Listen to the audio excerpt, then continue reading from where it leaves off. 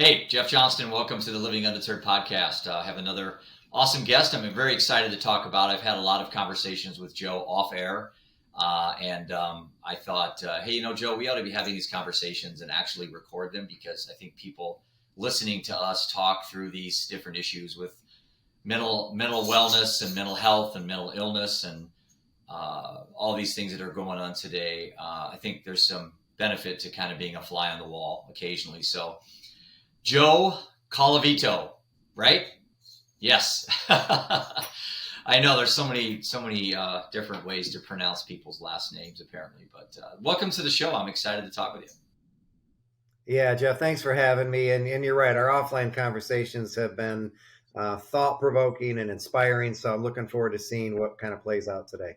It's interesting because 5 years ago, I didn't set down the road of mental health advocacy and mental wellness awareness and all the mental health awareness, and got kind of thrown into it through some personal life events. Is your journey similar? I mean, were you at one point not overly concerned with mental health for individuals, and then all of a sudden, boom, something happened, and now you're a passionate advocate? Absolutely. And that first something was the loss of one of our good friend's sons, who made the decision to take his life by suicide. And that was 2007. And actually started to see a pattern. And that happened 5 times between 2007 and 2011, just in our community in Atlanta. And by then it had a hold of my heart. And, one of the questions that we ask people in our coaching process is, what greatly disturbs you to the point you need to take action? And that was it. I just started saying, okay, what is up with all this? And it's happening right around all of my kids and their peers. Yeah. And, can I help? So yeah, that was the triggering event. In my situation, you look at overdose, you look at alcoholism, but there's always this overhanging mental health issue. And most people that either people that take their own lives, and it seems like to me there's this underpinning of mental health. So I mean, why do you think we are having such a hard time with our inability to just be in contention or content with what we have in our lives? Why is it that we're always either comparing ourselves to other people, or we just seem to be in just a incredible abundance we have? We just seem to be so disconnected to ourselves. Yeah, I mean, there's so many different ways to go with that. But I mean, the first thing that pops to mind is, I'm growing up and, my dad wants me to be successful in sports. Like, most dads want their sons to be successful in sports. And so you learn really early on to wear what I call the 3C lens, right? Competing, comparing, and criticizing, right? So you're always competing with the people, even though you call them friends, and you're comparing what they have to what you have, how fast they are, how tall they are, what their jump shots like. And then you're kind of criticizing, in most cases, yourself, but in some cases them as well, right? So it's like we just start deflecting everything instead of really feeling everything. Adults are just as guilty, if not more. I know I run through that when I'm building up my Living Undeterred brand, and I see what other people are doing. And, I'm a competitor, and I'm sure you are as well. And being in sports is great. It teaches you resiliency and mental toughness and all these things, but it also can create a lot of personal battles inside of your own head, where you're comparing yourself to other people, what they're doing. And I have struggled with that my whole life. And I think imposter syndrome can be, actually can be a good thing, because it can get you motivated and make your life better. But for me, I've kind of found out, just if I can just slow down and be aware and actually be genuinely happy for other people's successes. And it takes practice. It does, because I mean, it's I think human nature to want good things for people, but not at your expense. In other words, we think it's a zero-sum game. I see Joe do well, so thus I am losing something. And I think as we go through life, we have to realize it's not a zero-sum game. When someone wins, you don't lose. You can have win-wins. You can have win-win-win-win-win. And it took me a while to kind of start realizing that. So now when I see somebody do something that either I wanted to do but just didn't get around to it, or it's just a better idea than I had, I'll reach out to them and congratulate them publicly. I mean, I'll share their post. And I tell you what, I'm not going to lie. It took me a while to be that type of man, and maybe being humbled by losing my wife and losing my son made me realize that there's being petty and being envious and jealous, just is a wasted emotion. What's your thoughts on that and in your coaching program, which I want to talk a little bit about, what a coach is and what you do. But how do you talk to people about having, authentic gratitude towards other people's success and not looking at it as something that it's a win-lose proposition? Yeah, I'm going to go way back. 2003 is when I first learned this lesson that we're talking about. Mm-hmm. And I was sitting with Dennis Worden. I'm going to give a shout out to Dennis. He was a mentor and a coach. And he asked, well, could you copy me on your boss's PowerPoint? This keynote presentation that you're raving about. Could you send me a copy of it? And I don't know what my face did, but inside my mind, I was like, well, no, because that's Doug's. Like, I can't give you Doug's keynote that he goes out and makes a living off of. Mm-hmm. And Dennis just looked at me and he goes, "Oh, I'm so sorry. Has anyone ever taught you the difference between abundance and scarcity, Joe?" Yep, And I absolutely. went, "No, but I'm open to learning, Dennis." And he said, "Yeah, so what you just represented was the scarcity mindset. Like there's only one presentation and only one person can give it versus this is such a good presentation, everybody should be giving it." Yep. And he said, "So, when you learn to adopt an abundance mindset, you'll have a lot better life, right?" So that was the beginning of it. But, go to social media for a second and I'm going to share your confession. When I open up and see other speakers, other authors, other coaches, right? And they're at some event and they're doing something, and I'm like sitting in my home office here with my Coke machine and my North Carolina bag, right? Talking to And it's Jeff like, what? Johnston on the Living Undeterred podcast. Yeah, I mean, like how what low am I can this doing? go, Joe? But what am I doing wrong? Why can't I be out there more? How come I'm getting overlooked, right? So we Right. all battle Right. that. But this community that I've come into with Davin Salvano and Adam Ritchie and Kurt David, and this whole Purpose Summit, that now is coming out as a movie.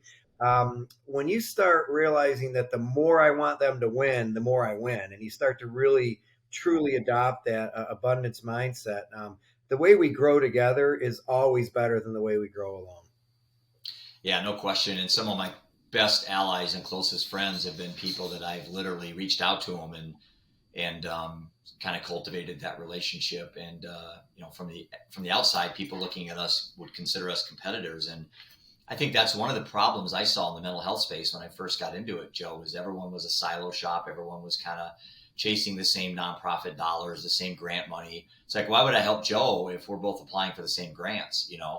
And I guess at some points that may be something that can make some sense, but the reality is through collaboration and connectivity and being vulnerable, that's how we're going to get ourselves out of this mess.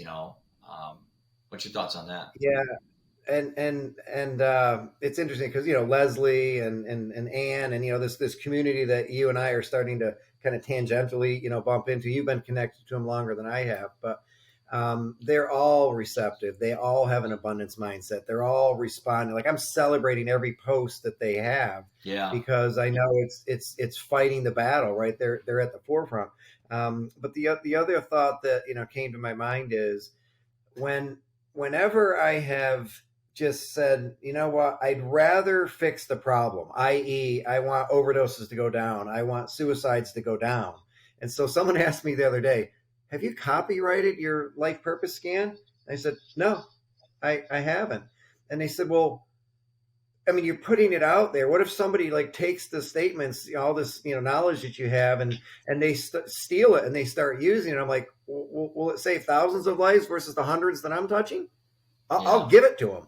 Right Yep. now, obviously, there's this other part of you that's like, I want it to get out there the right way. I want it to be used the right way. Right. I'm not quite sure the best way for it to be out there yet. So I hope somebody waits a little long before they steal it from me. But if they steal it and save thousands of lives and I was only going to save hundreds, we win.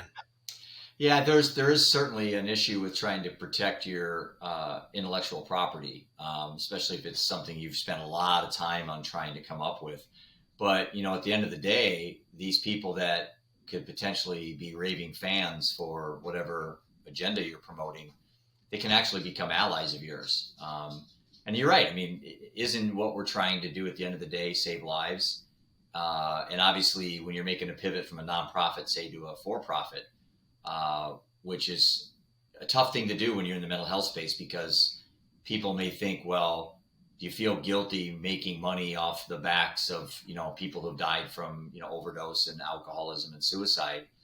And Mm-hmm. I think I struggled with that. I really did for a couple of years, and finally decided that if I guess there shouldn't be any shame or any guilt in helping people and simultaneously being able to provide for your own family. Because for me, money is a ways to a means of trying to help more people. So the more I can make, the more I can earn. And people could say, well, everyone says that, Jeff. Well, okay, if I went back and showed you how much I have spent out of my own pocket just on the tour alone, the 95 days we did around the country where I didn't raise much money at all, I mean, I lost 10 times what I raised.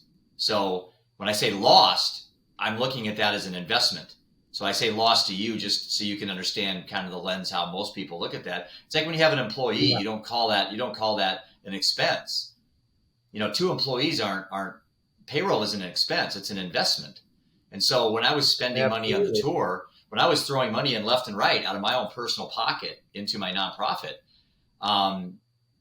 there's many times I questioned if that's what I should be doing. But at the end of the day, if you do the right thing and you do it with integrity and you do it with an authentic purpose, then shouldn't all the rest of everything else take care of itself?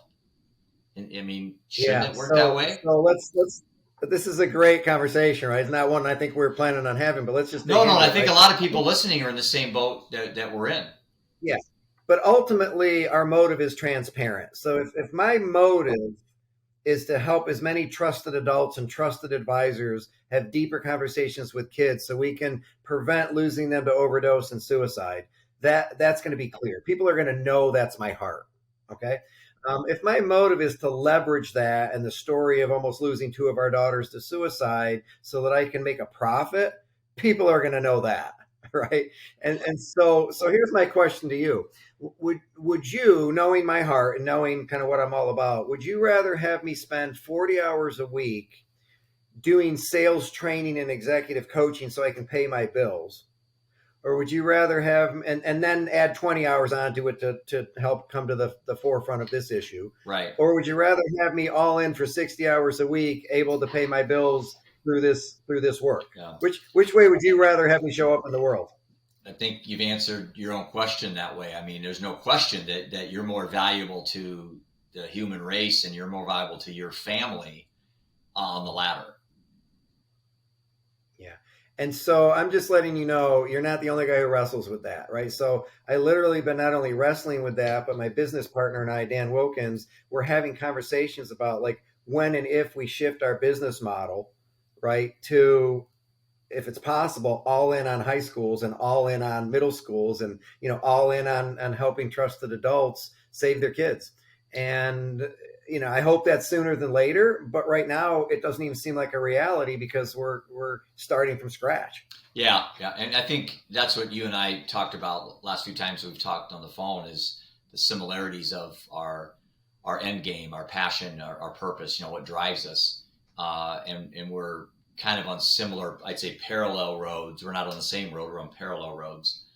And I want to take this moment then to kind of pivot to the next area where I want to spend some time, and that's uh, the issue with, as an advocate, trying to decide where you want to spend your time. Because when I went through what I went through, Joe, my initial inclination was I'm going down to, now I'm not going to do this. Obviously, this is more just a story, but I was an angry dad.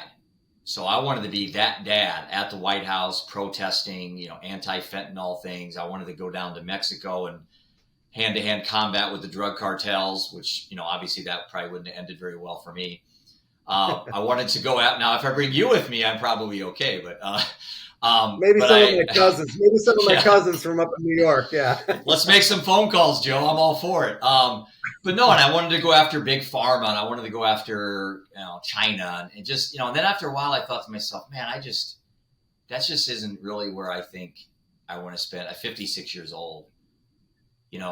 The next 20 good years of really intense focus on this that takes me to 76.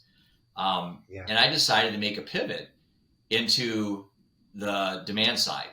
So I didn't think about the supply side. I went to the demand side. Then when I got to the demand side, I'm like, okay, now do I go into the recovery space, the rehab space? Do I go into, kids? Where do I spend my time? Because again, once you make that decision from going from the supply side to the demand side, then you got to decide which, because you can't save everybody, and you can't have a plan where you're trying to do that, because you'll just get watered down, and every little piece will get 10% of Jeff Johnston, and that's not as effective as somebody getting 100% of Jeff Johnston. So yes, I made the decision a little while ago to focus on kids, because when I started looking at where the money's going and where the government's spending and where the amount of rehab facilities and recovery groups and all this emphasis on recovery and rehab, I got to thinking to myself, well, aren't we almost putting a Band-Aid on a gaping wound? Aren't we putting out a forest fire with thimbles? When if we could just get to the kids before they even have any of these problems, wouldn't that be much more time spent and capital spent as a society? I'm not saying neglect the 40-year-old housewife that drinks 3 bottles of Cabernet every night, or the guy who drinks beer every night at home after work. We still need to have facilities and places where those people can go to get help. But it seems like to me that we just get this forest fire just keeps getting bigger and bigger and bigger, and we keep throwing more and more money and more facilities after it, and more advocates going down that road because maybe it's more lucrative. I don't know. And the kids just get kind of left. The kids get kind of just left out. It's like, there's 10 kids coming up. Some of them are going to slip through the cracks. And when they do, we'll have rehab for them. We'll have therapists for them. We'll have meds for them. But I'm like, but that strategy hasn't worked. It's not a strategy that's been productive. And you look at all the statistics, and you have to really nitpick to find anything that's going in a good direction. But most of them are worse than they were a decade ago. So I know your answer, and that's not really a question. That's more of an observation I just made. But so you I think are in agreement. I think the kids are the future, and that's where you spend a lot of your time in developing your programs. So let's spend a little bit on what are your thoughts on that? Yeah, I'm just going to summarize it, right? You and I believe that we need a proactive versus a reactive response. Absolutely.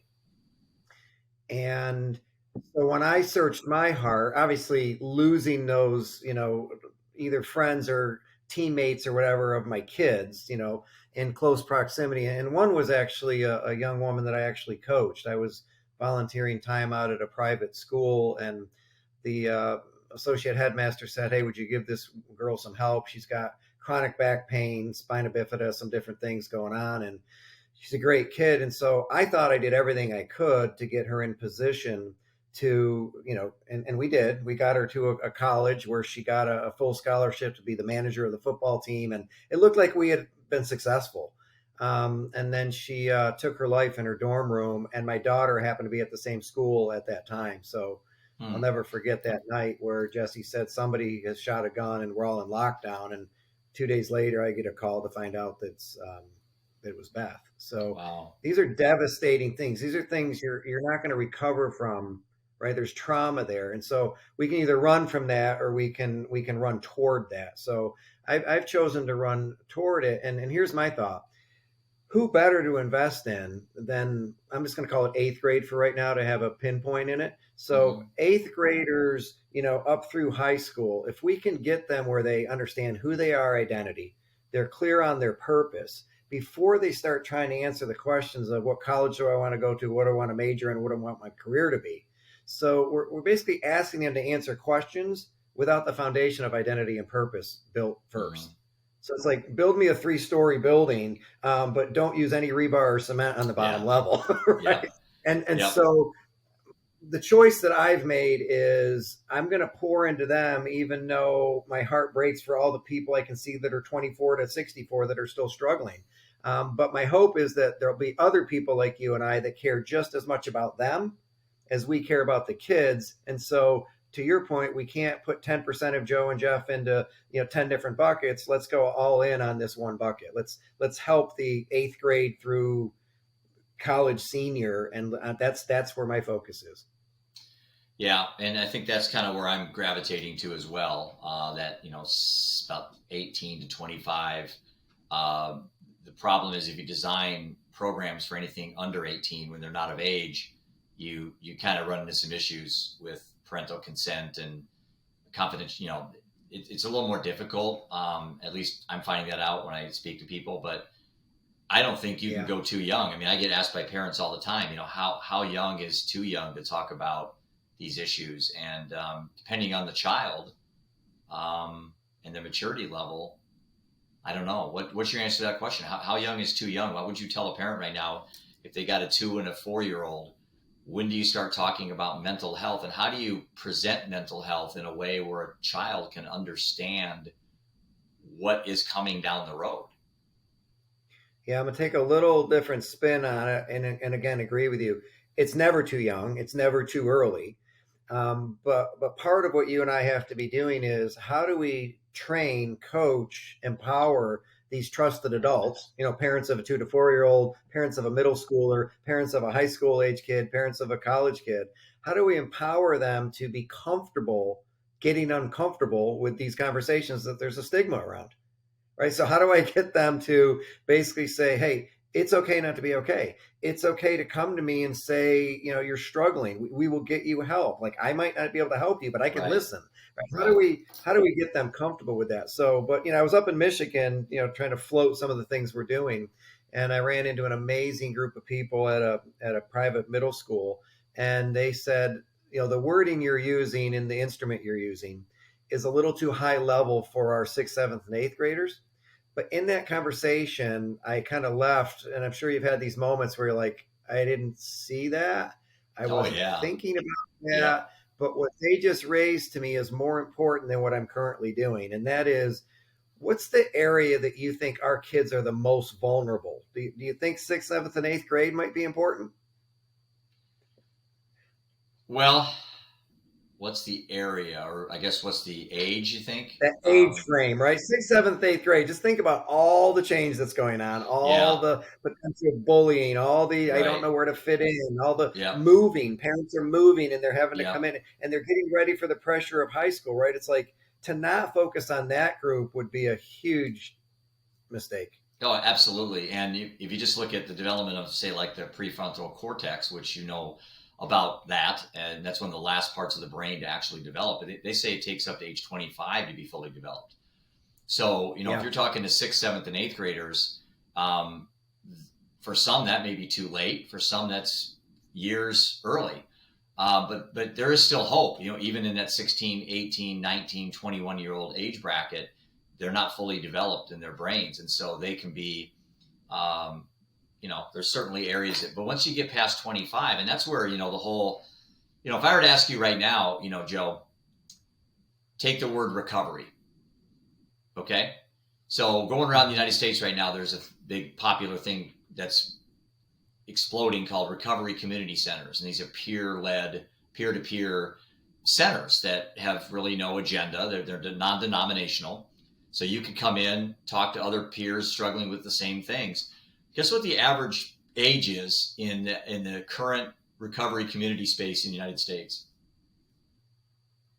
Geez, I don't know, but I'm my mind's drifting to the my 20 somethings that I have.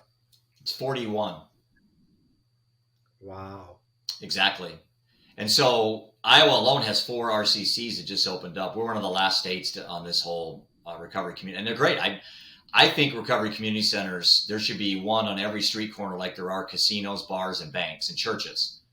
We should have a recovery community center on every street, because the ones that are opened up fill up quickly, and they're nonprofits. They're a great idea, but the problem is the average age is 41.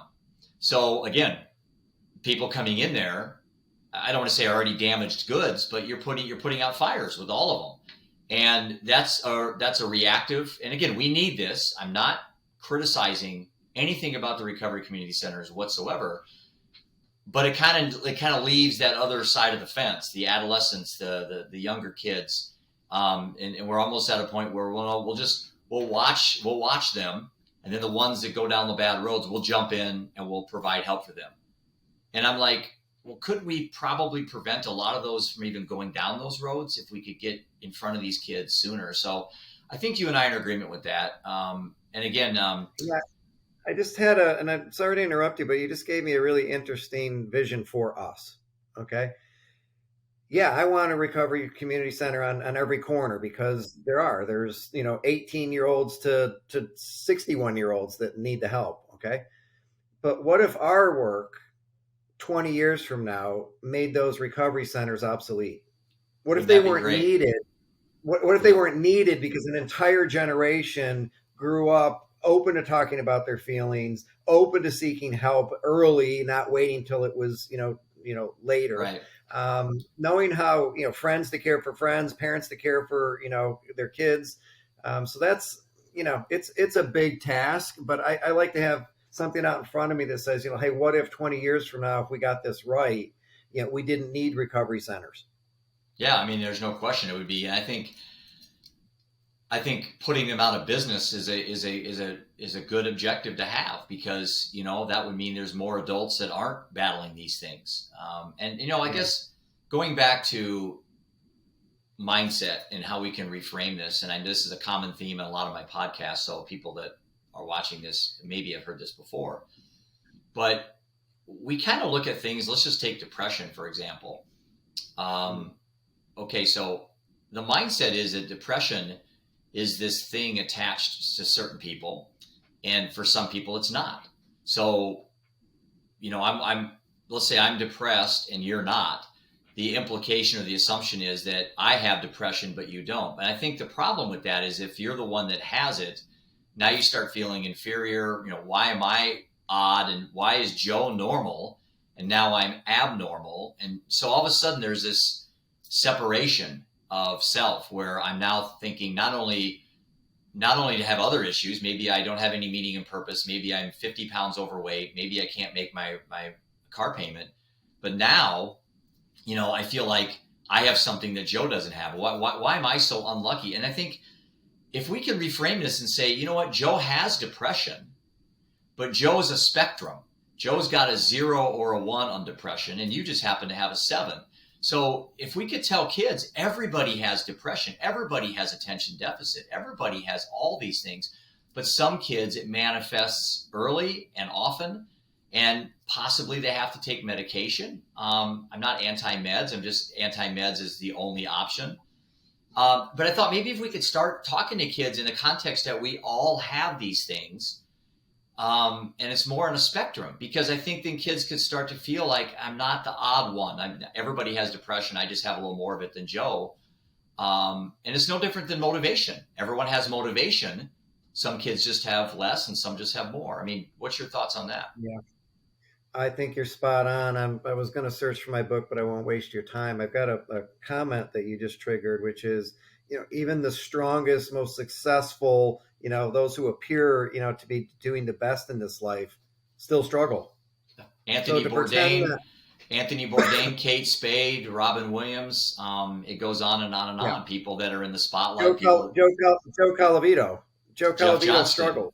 I Yeah, still Joe do. Calavito on a daily basis. I Right. know I'm able to read myself better is the only difference. So I know when at 6, 7 o'clock at night I've poured out as much as I can into people and my battery's drained, and that's when I'm most vulnerable to self-talk that will Yeah. cause me to think I really don't matter, what I'm doing doesn't matter. Like I'd be foolish not to share that that's how I feel as Mm-hmm. a fairly successful, fairly stable adult who coaches other adults, right? Right. So Right. you're right. This concept of because we're all on the depression continuum, we're all on the anxiety continuum, we're all on the busyness, we're all on the distraction. We all have some elements of those. The question is, how do we process those thoughts? So, one of the things we talk about, and I'd love to throw it back at you, is, one of our anchor, principles for our whole business is be careful what you think, because your thoughts run or ruin your life. And the only difference between the word run and ruin is the I. So when I get too I focused, oh, why is this happening to me? Why do I have to have depression? Why did I have to fail the test? Why did I get the bad professor? Right. So when I start to process things through this self-pity I lens, I have no choice but to fall into depression and hopelessness. Like, where else am I going to go on that path? I'm happy you brought that up because more times than not, when I am doing my meditation through a guided app that I use, we talk about this illusion of self. This I that we run through life. Behind these eyes, and everything is. We're in the middle of everything. We're the center of everything. And when you meditate, you realize that we're just observers. We're kind of here for the ride, and things are going to happen whether I wake up or not. Most of what happens during the day is going to happen, and I'll be quickly forgotten as well when I'm gone. Some of us are last a little longer because our legacies are a little deeper. But for the average human that passes away, it doesn't take a lot of time for the universe to forget about us. You know, and I'm not trying to make people feel insignificant, but I think the practice of the meditation that I use isn't trying to make you feel insignificant. It's just to make you understand you're probably not as valuable to the universe as you think you are. And that as an observer and being aware of thoughts come and go, it can actually help you when you're going through grief, trauma, depression, anger, all these things, because you don't have to identify with your thoughts. And that's been a key pivot point in my life the last 5 years, because I'd never meditated prior to Seth dying.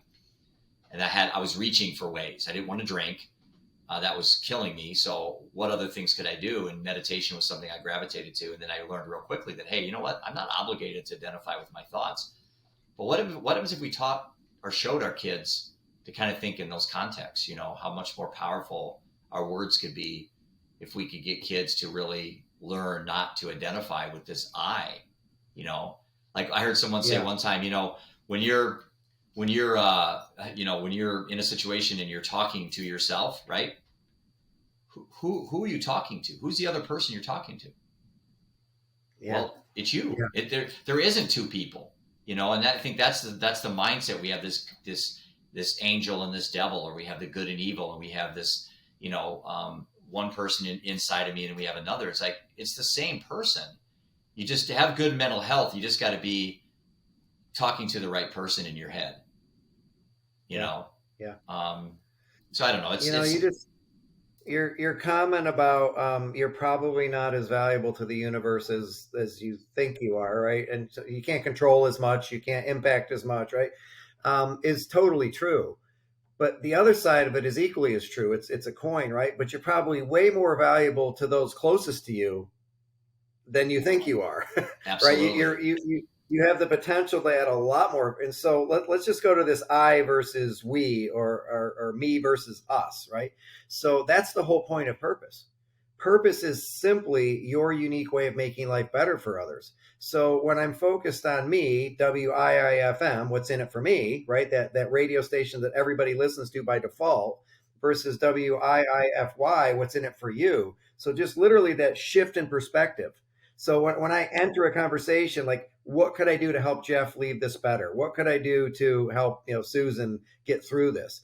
As soon as I shift my focus from me to we, from what's in it for me to what's in it for you, I literally tap into oxytocin, dopamine, Yeah. endorphins, all the things that everybody wants more of and is, Right. running around trying to find ways to get them. I literally get that just by shifting off of me onto you. That's easy. Yeah. So the challenge Well, is it's how do you, simple. It's not easy. right, It's right. simple to understand. It's not easy to do.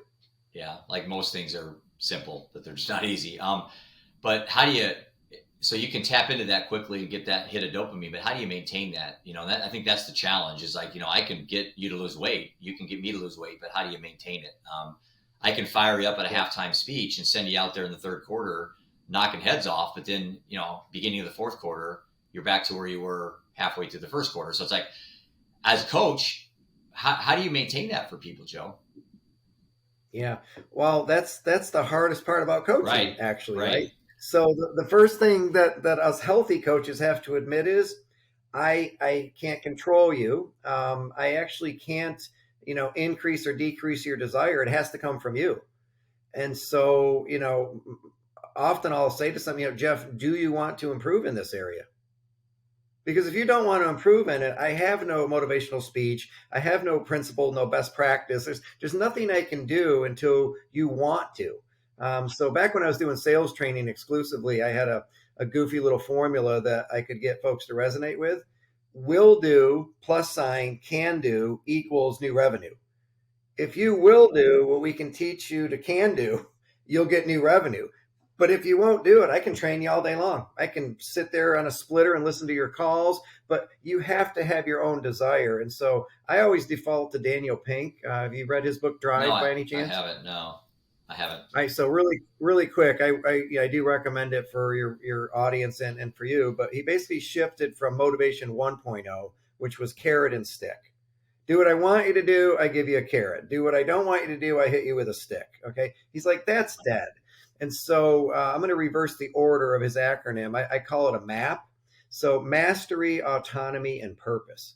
So I have to have my own desire to have mastery in what I do, and so do you. Autonomy, or ownership of like I'm going to do that, to the best of my ability, and then purpose. Like I have to know why I'm doing it because that's where these chemicals I'm talking about come from, right? So when I have my map right, I show up in meetings trying to get everyone there to grow and get something out of it. When I don't bring my map with me, I show up like what's in it for me. And I leave that meeting going, ooh, I didn't really make much of an impact. I didn't contribute much there. And therefore, I actually got less out of it than I would have if I had. So let's go to like drinking alcohol. So let's talk about uh, um, sobriety. There's no Yeah. question. There's no question that you can't get someone to stop drinking. That doesn't work. They have to want to stop drinking. So Yeah. how do we make that pivot to get someone to be autonomous in that decision? So they are willing on their own to go to rehab. They're willing on their own to go to AA meetings. They're willing on their own to do whatever it takes to quit drinking. And I asked this question from a lens of somebody that I couldn't get people I loved to stop the poor behavior and the actions they were doing because the outcomes were very predictable, yet simultaneously preventable. So I'm asking you as a coach, do we just say sayonara, um, see you later, good luck, pat you on the back, and uh, I hope you see the light, or is there ways we can keep working on these people so they can ultimately make this autonomous decision on their own to quit drinking, so it doesn't feel like it's forced by somebody that loves them? That's a tough one Yeah. for me. Yeah, it's a tough one for all of us, right? And I don't say that I have the answer in that category, but I have something that's worth batting around for a bit. Okay. Yeah, So we talk about the old versus the new lens, right? So how do I get somebody who defaults to self-medicating with alcohol or marijuana or whatever it is? How do I get them to let go of that old because there's a new that is perceived by them to be better, not because I think it's better, but right. because it's That's the perceived by key. them to be better, right? Right. And so I'm going to go to sports for a second, just because it might make it easier, right? Have you ever had a hobby or a sport that you do that you loved, like when you were younger? Oh yeah. Yep. What name one? Basketball. Okay. Have you replaced basketball with anything else since then? Oh yeah. Okay. What's your number one now? Well, after basketball, I went to golf. And now I don't golf as much, so I've replaced that with right now my advocacy, the work that I do. So, because Okay. for me, it So was a physical so you went from capabilities. yeah, you went basketball to golf to advocacy. Yeah. Okay. And you can't make this stuff up, by the way. I didn't know where this was going to go. Right. I went from basketball to tennis to golf to advocacy. Interesting. I haven't I haven't played golf this year. I haven't Now, either. in part, I hurt my I did shoulder. too. The same shoulder But in too. the but back in the day, the hurt shoulder would have just been take more Advil and play golf anyway, right? 100%. But but I think it's this exchange, right? There's got to be a great exchange where I think that getting involved with my family and taking my kids to a park is going to be much more rewarding and bring me much more joy and fulfillment than getting drunk tonight. But you see And that. until I can exchange the old for the new and decide I want the new, there's going to be no change. And that's kind of going back to my question. It's like, so that fine line between being an enabler and having tough love, drawing a line in the sand saying, I'm not going to let you back in the house, or we're going to get divorced, or, those threats that you make. And sometimes that can drive somebody. I have a friend, or not a friend, I have a gentleman I met in Salt Lake City on the tour. I'm trying to get him on my podcast, but it's a very sensitive topic. And I'm not sure he's comfortable talking about it publicly, but he Yeah. was going through a difficult marriage, and all of his friends were chirping in his ear, "Hey, you gotta get divorced. You gotta move on with your life. You're young." And they had 2 kids, and the wife was battling mental illness, I think bipolar and depression, all these things, and she's medicated and things. And so he finally one day just stood up, drew a line in the sand, right, and separated, and then was going to file divorce and stuff. And make a long story short, she ended up killing both of the daughters and killed herself.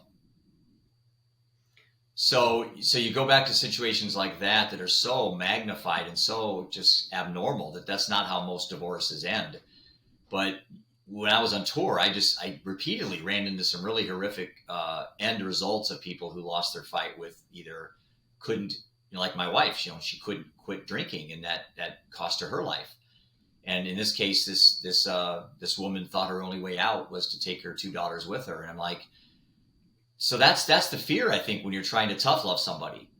I kicked Seth out of our house after prison. He was dead in 2 months. So it's like, and then again, if I just kept him, giving him money, that wasn't going to help him quit his addiction. So it's like, I struggle with this, not the guilt part of it, but how can I help people going forward make, I don't know, not a better decision. I made the best decisions I could, dealt the cards I was dealt with, Joe, but maybe there was another way I could have done things. I don't know. Maybe there wasn't. I kind of struggle with Well, that. a couple things come to mind. There is a pattern to that. You see a lot of those types of stories. I mean, the Yeah, first suicide that I told you about right. was great friends of ours told their son, "You can bring a friend to spring break. If you drink on spring break, we're putting you on a bus and sending you home to grandpa."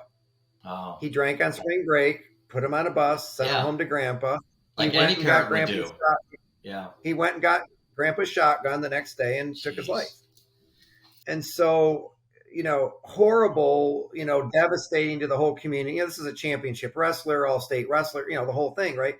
But to go back to the point you're making is, I think one of the biggest problems is when people give advice and they're not licensed to give advice, and you don't have to be licensed, right? Or they're not thoughtful about what are the consequences of this advice. So too many people give advice to, I want you to be comfortable. So I just want what's best for you, Jeff. So like, you should leave your wife and you should do this and you should do that, right? But it's all out of like, I'm getting uncomfortable watching you be uncomfortable. So I'm going to do whatever is like easiest or what I think could be best for you. That's not always best, and it's not always wise. So that part bothers me, that there's a lot of people giving advice that ends up in bad places, right? Yeah.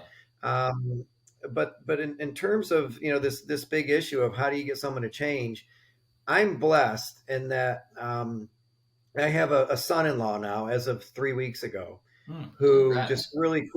really quick story, and I want you to have him on your podcast one day. It'll be worth your time. That'd So, be great. quick story is super intelligent, bright kid. Grows up in Blue Ridge, Georgia. Goes on a full academic ride to University of Georgia, but he happens to be 6'5", 260. So they would be more than happy to have him walk onto the football team. So he wasn't a player, but he was in practice playing and helping the team. He at his size now 6'5", 285. He walks into a convenience store right after graduating, and when you're his size and there's an armed robbery going on, they don't ask any questions. Right. They just shoot. Yeah. So they shoot him 5 times. He goes into Jeez. the hospital to recover for 3 months. Here comes the opioid addiction. Right. Because of the opioid addiction, he loses his real job, which he was leading like 70 people in a car rental, Mm. environment. Right. And now he's out holding the rope on a, that's been tied through a tree to create friction to let this giant oak tree branch come down. And probably because he's high at the time, the rope gets caught around his foot. He goes up 20 feet, down 20 feet, lands on his back, and the tree lands on his chest cavity, at which point the doctors are like, he's not going to make it. Well, they were wrong. He made it. And now he's even more of an opioid addict because basically for 14 out of 18 months, that's all he's been doing. Right. By now, he's selling them. He's like number one on the wanted list in his little town, right? But Wow. through God's grace, he avoids arrest and all that. But then he meets my daughter. And so the question I asked myself and asked God actually was, why do you keep bringing these guys into my daughter's lives who are so broken? So we had two basically addicts that were dating two of our daughters at the same time, and this is what I heard in my spirit. Who else would I bring him to? Like, who else would love him, try to lead him, get him help? Well, I'm going to give you the old versus the new. Old Joe, and his name is Joe Travis. Old Joe Travis was all about getting high, taking the pill, selling the pill, cheating, lying, the whole addict route, right? While he's, getting by, doing what he can do. The new Joe met my daughter and said, she's more important to me than any pill I could take. My future with her is the most important thing to me. So he went into rehab and he literally came out, has not looked back. He just celebrated 2 years. Good for him. Not That's only did great. he do that, he started a business. Just he's really good with his hands, carpentry, all that. So he went up into Blue Ridge where there's a lot of second homes, lodges, cabins, all that. He now has 14 people working for him. And he went into the 7 digits in revenue this year from scratch in January. So That's an this awesome. Yeah. it's a turnaround story that I want Right. you to be exposed to. But he will tell you he's still in active recovery. Oh He yeah. You still always has are. to make sure Yep. he's making choices every day. But he found my daughter, and that was more important to him than self medicating. And what you just described is what I call my third pillar in the living undeterred mindset, to a T, the old new. In I call that evolution because as I call it the evolution of self, and that's what I read. That's a chapter in my book where it's this gradual conscious evolution that you're trying to make yourself not just better, but I'm a completely different person than I was before the tour just 5 months ago. I'm a Yeah. completely, I've evolved, and you can evolve negatively, you can evolve positively, but you cannot evolve neutral. You can't stay the same. It's 100% impossible that you're going to be the same person tomorrow. It's impossible. I mean, you literally have skin cells fall off your body. So you can't. I mean, it's been proven by Yeah. science.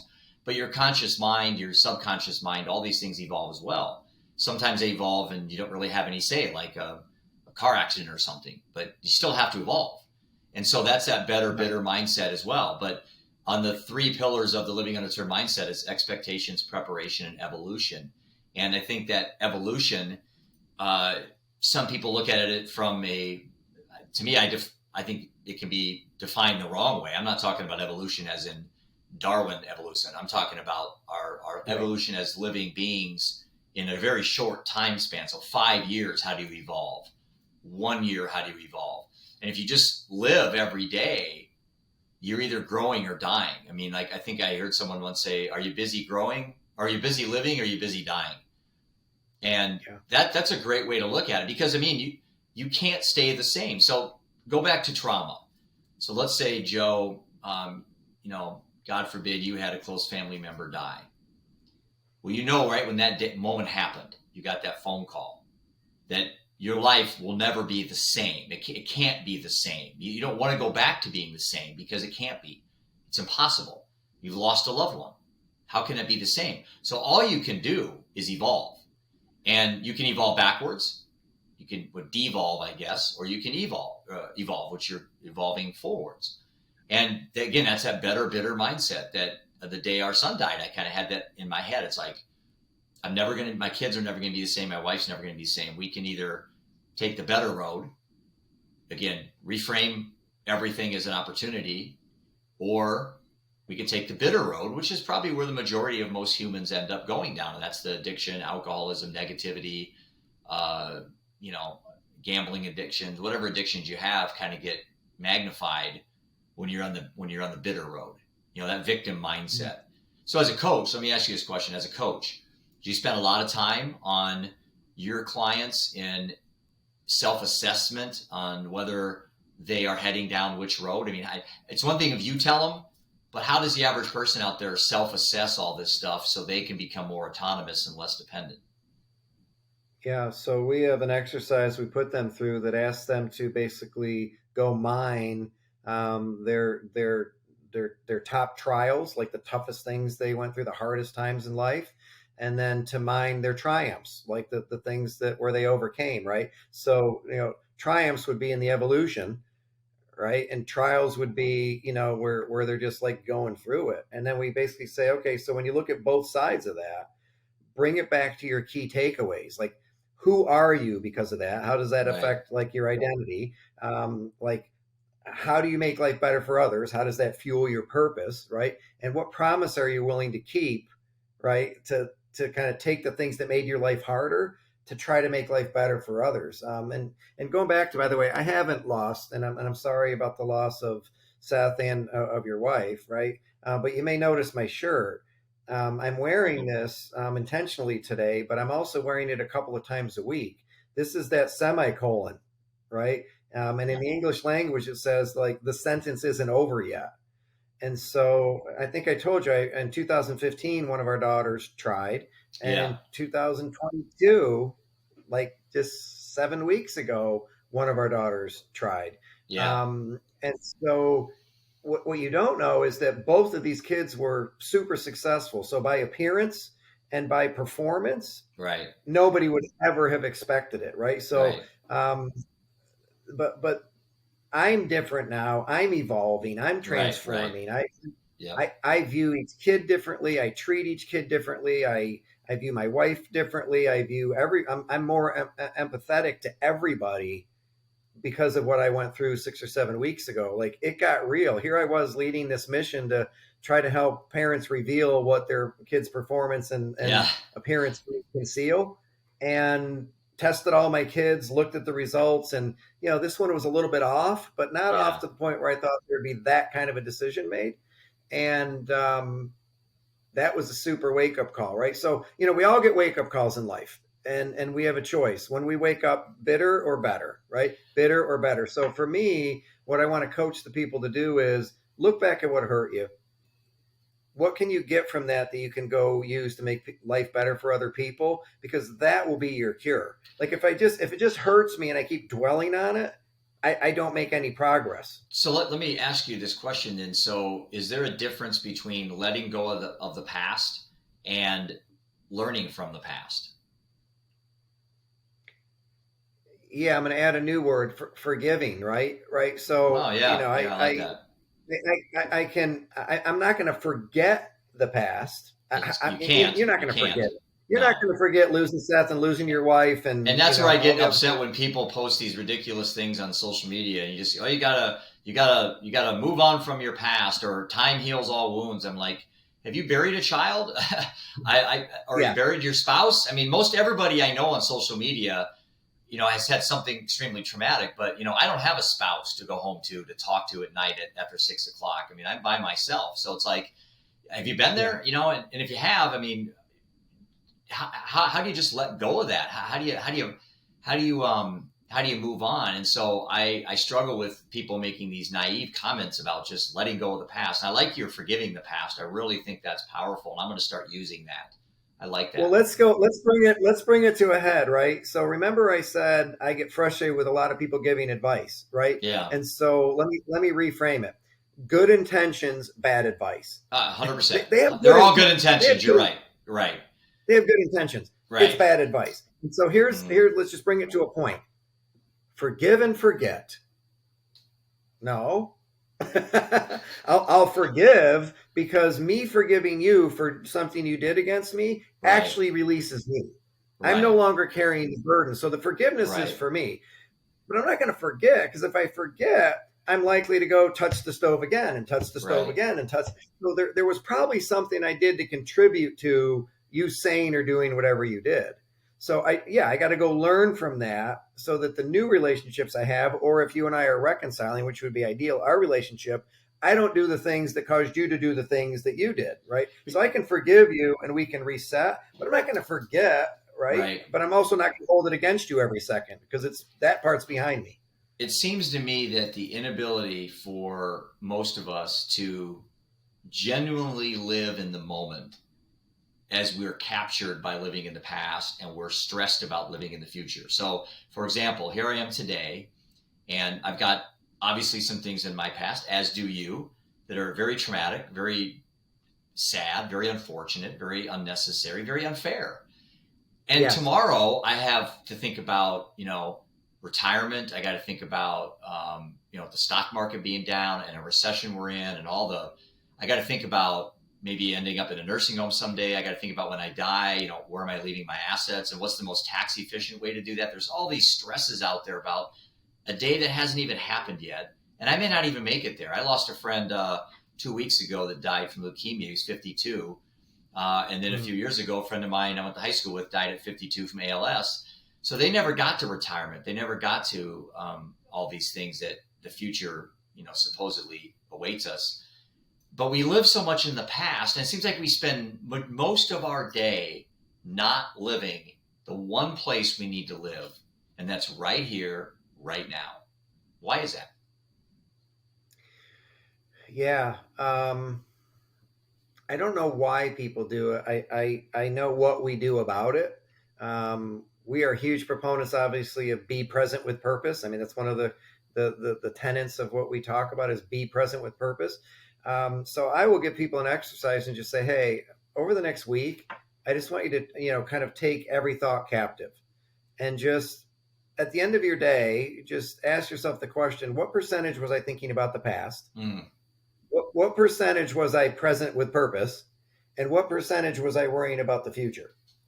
And until you can wrap your mind around that and see it for yourself, I could tell you it's not good to keep dwelling on the past. And you don't want to worry about the future. I could say that to you. It won't mean anything until you literally just kind of put a piece of paper out, literally just throw a piece of paper out there and just put past, present, future. And just, as you're having a thought, put a tick mark. Right? mm-hmm. Hey, I was just thinking about the tick mark, check mark, right? And at the end, go, wow, 17 times today I thought about the past, 14 times I thought about the future, and I was present with people for 3 times. Yeah. Yeah. Maybe my ratios are off. I 100% agree with that exercise being important and valuable. I still struggle with how do you maintain that. So let's say you identify that you're not living in the moment a lot. You're aware of that. You understand it. But how do you actually implement strategy so you stay more in the moment as time goes on? So 5 days down the road, 15 days down the road, because we revert back to the normal behaviors that we had our whole life. And so how do you change behavior? And I've thought of this as a financial advisor for 32 years before I hung that up. There was two ways we change behavior. You scare people or you inspire them. And scaring may work. I could say, hey, Joe, if you ate pizza, you're going to have a heart attack. And you're going to think, well, I'm not going to have pizza then. But then a month down the road, you didn't have that heart attack. And now you're like, well, I'll have pizza. So you just go back to what you were doing. But if I can somehow take the same scenario and put hope in, so instead of eating pizza, something hopeful comes down the road. You see your grandchildren. You can retire on that beach. Put that. And what you're doing is you're taking the same event, having pizza. Okay, so let's take drugs for example. So why the hell do we spend so much time with our kids talking about drugs? I'll tell you right now, we shouldn't talk to our kids about drugs at all. We should talk to our kids about making better decisions in difficult situations. The drug thing will take care of itself if you teach and show the kids how to make better decisions in difficult situations. So our society is spending so much time going to schools, talking about suicide, talking about drugs. And I'm like, again, I do think we need to do that. I'm not saying put that on the shelf, but why don't we get back to talking about how to make better decisions in the heat of the moment? Breathing when you're stressed, Being aware that you're in the moment that your parent talked about for so many years. Now I'm there. I have a kid offer me a beer at a football game. Here I am. This is the moment my dad was telling me.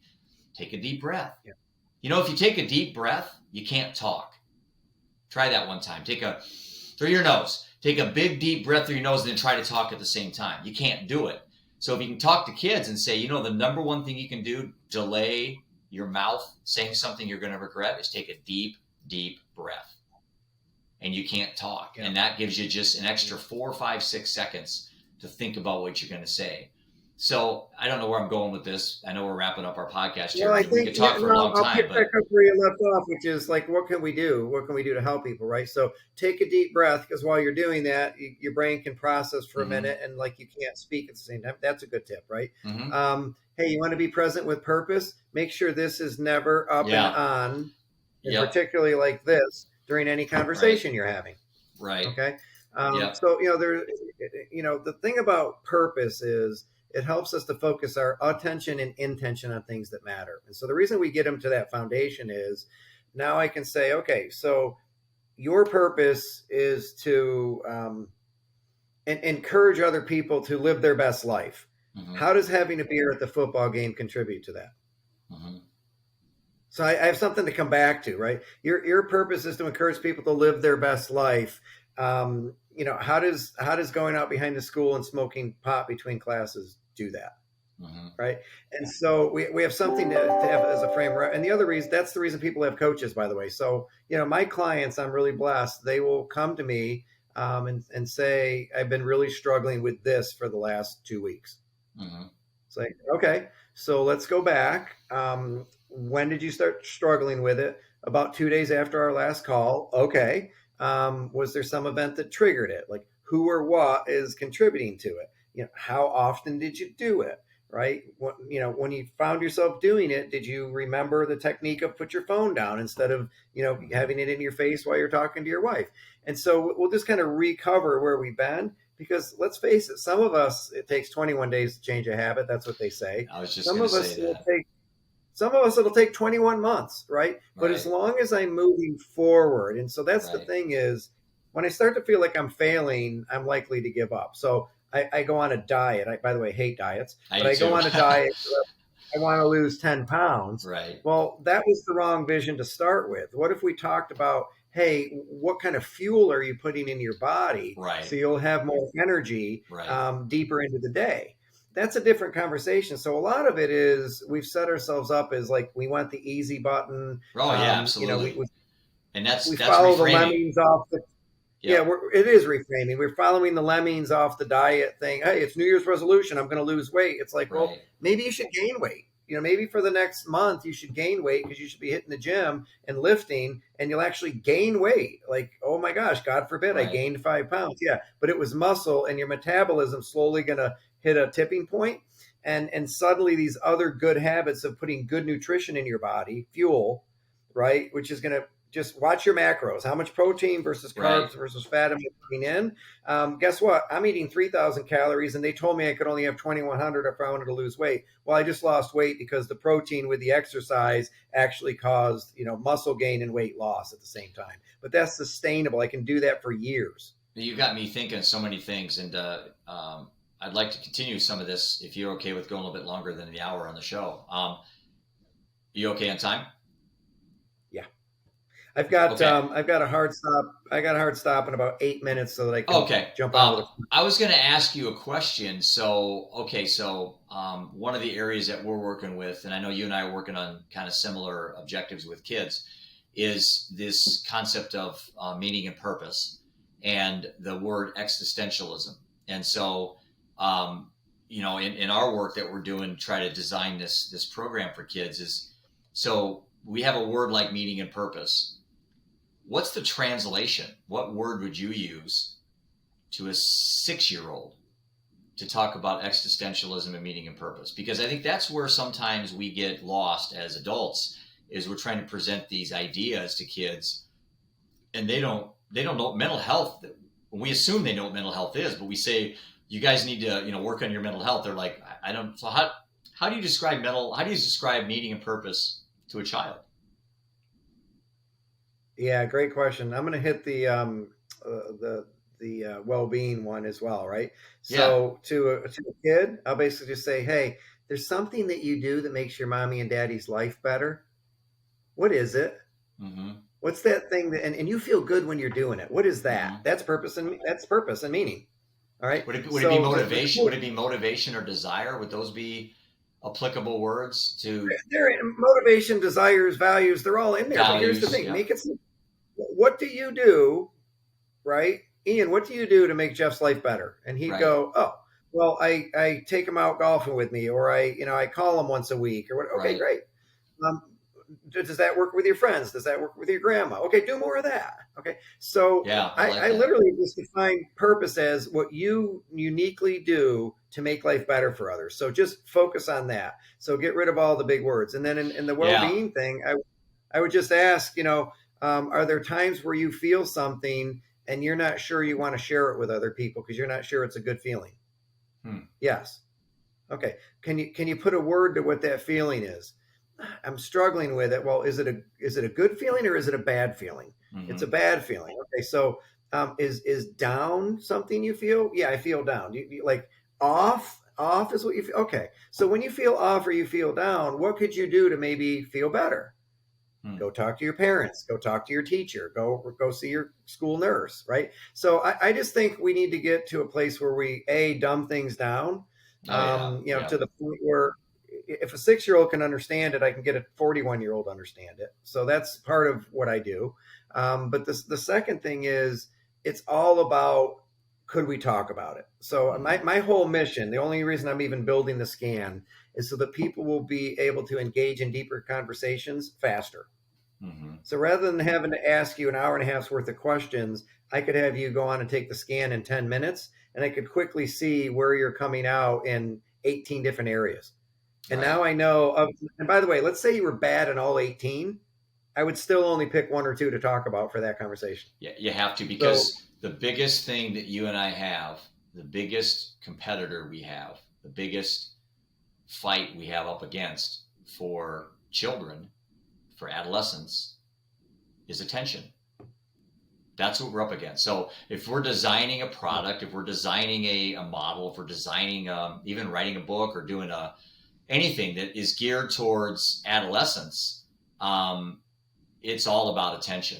And if you can create something that is can hold their attention initially and then keep it held, then I think you're onto something. Because I think there's a lot of really great intended people out there giving talks in schools about, say, suicide, and they're putting up 10 things you need to do or blah, blah, blah.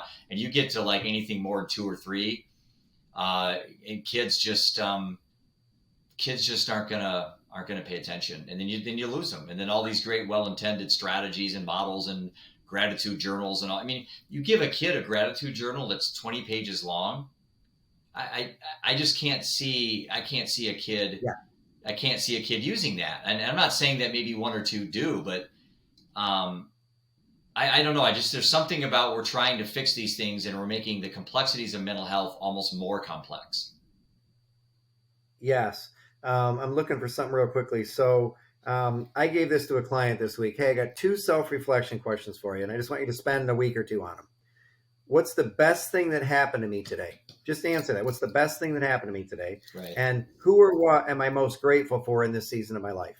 So that's all I want you to do. Just answer Perfect. those two That's questions perfect. wherever and however you want. So, but let me go back to the big thing because you've been asking me a lot of like, what do I do to coach? And this is super Yeah, important, that's a right? good way to tie this up. Let's talk a little bit about what you do Yeah. and then how people can reach you. Yeah. So number one, and I'm not worried about like my business and all that, but like as a mindset of my coach, here's what it is: coach one-on-one, me with you with Ian, me with someone, right? Coach one-on-one, focus on one thing until there's movement and change in it. I And love it. then still coach one-on-one and focus on another thing. So with Yeah. this person, all I'm trying to do right now is get them to realize, even though you're going through a nasty divorce and it was Right. blindsided, laid on you, and it's really disrupting your work and you're, sad and you can't get out of bed and all that's going on. The only way out of this right now is something's still going right. Oh, Right. absolutely. And so Always. And Yep. so I'm not going to share who this is, but the Yeah. message comes back, and it's just amazing how much those two questions drew out. But he said, "My dad's surgery went well today, and I had a good FaceTime with one of my kids." It's like, cool. There you go. That's That, it. that, then Isn't now that stay enough? present. Isn't that enough to just have a good day? Yeah, Isn't that just enough? I mean, why do we always have to have more? Can't we just be yeah. So I got content to have with my a few? dad's surgery go well. I got to reconcile my relationship. I got Right, to right, close a right, business right. deal. Yep. Yep. Who said I It's had to have unrealistic 27 kids? expectations, Yeah. and I think we're all guilty of that. Hey, listen, brother, how do people reach you? Easiest thing is they can just text me actually at 404-213-8997. And from there, I'll give them my email or whatever else they need. But 404-213-8997. And they can go check out our website if they want. It's a Greek word and a Japanese word smashed together. It's Trexagai, TREXAGAI.com. And basically that means run with purpose, which is the band that you Mm-hmm. see me wearing, right? So we believe that when people learn to run with purpose, that they access the oxytocin, dopamine, and endorphins. They access their most fulfilling and impactful life, and the more they do that, the less they'll want to do these other things that you want them to stop doing, because they'll realize that no high compares to the high of making life better for other people. Purpose becomes passion when it gets personal, brother. Keep living undeterred. Thanks for being on the show, my man. Always enjoy talking with you. Thanks for having me, and you have a wonderful week. Thanks, brother.